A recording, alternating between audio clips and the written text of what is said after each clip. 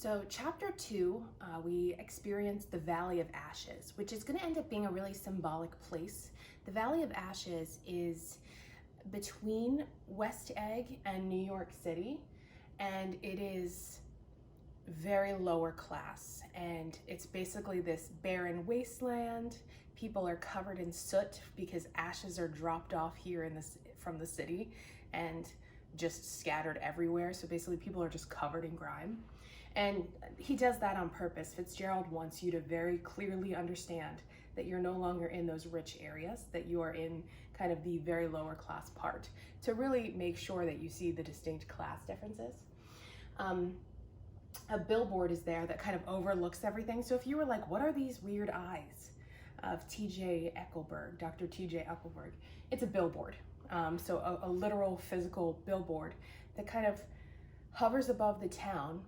Eckelberg isn't even in business anymore. It's a defunct business, but it kind of watches over all of them. So later that's going to end up being a bigger symbol, but it is meant to be a symbolic gesture by Fitzgerald to have this billboard with these eyes overlooking this very barren town. We meet Myrtle Wilson, who's married to George Wilson. She lives in the Valley of Ashes, and she is the infamous mistress. She is Tom's mistress. She's got a New York City apartment with Tom. It's considered their love nest, so that's where they meet up. And otherwise, she's lower class, but kind of when she's with Tom, she's higher class. George Wilson is her husband, super sweet guy.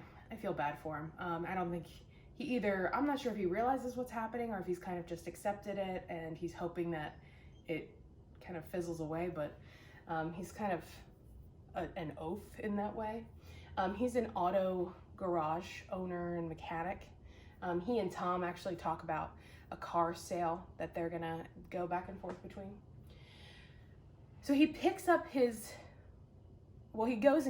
talks to George, and then she takes the train. She's gonna go visit her sister, which is, I'm sure, the lie he always gives. And they go off to New York City, which is where poor Nick, who gets dragged along in a lot of stuff, is headed with Tom. So then we go to this party in New York City in this apartment, and if you felt at all confused during that section, that is because Nick got drunk. Nick is not a drinker, so he's kind of a lightweight, and he is your narrator. So when your narrator is drunk, you are drunk because you are only as good as your narrator. So if you felt a little bit fuzzy, it's because Nick was fuzzy. So that would be why.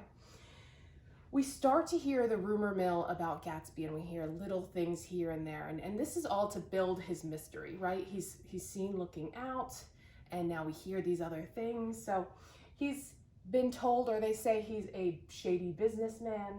He might be dangerous. He could be related to the German Emperor Kaiser Wilhelm, and again, builds the mystery. And then we have kind of this really important scene with Myrtle and Tom. So Myrtle and Tom buy a puppy. Every time they buy the puppy, like every time I reread this book, I'm like, who is watching this puppy? Because nobody lives at this New York City apartment. So like, are they leaving the dog there? Is she gonna come back with the dog I don't know. Who's watching the dog? I assume the dog is not like home alone in this New York City apartment, but what do I know? These are not exactly the most careful people. So when Myrtle is with Tom, she dresses much nicer than Valley of Ashes. And she starts talking about Daisy. Remember, everyone is drunk at this party. So she's drunk and she says, I want to talk about Daisy all I want. Why can't I talk about her? Daisy, Daisy, Daisy. And Tom straight up punches her in the nose, breaks her nose, blood goes everywhere. And it is a party killer for sure. I think it really shows Tom's true personality because he has a problem with his mistress saying his wife's name, but he has no problem having an affair on his wife. Like, what are you doing? So I think you see that hypocritical nature as well as that violence, that really raging undertone.